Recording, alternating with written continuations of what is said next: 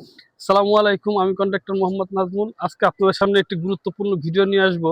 যদি আপনি রড মিস্ত্রি হয়ে থাকেন তাহলে এই ভিডিওটি অবশ্যই আপনার জন্য।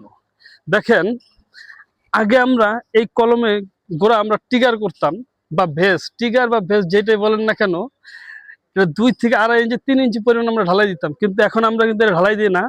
এটা শর্টকাটের জন্য অনেক সময় শর্টকাটও হয়, আবার ইঞ্জিনিয়াররা বলে যে গোড়ার টিগার দিতে নিষেধ করে এখন। তো এই জন্য আমরা শর্টকাট করার জন্য মনে করেন এই টিকারটা করতেছি ঝালাই করে।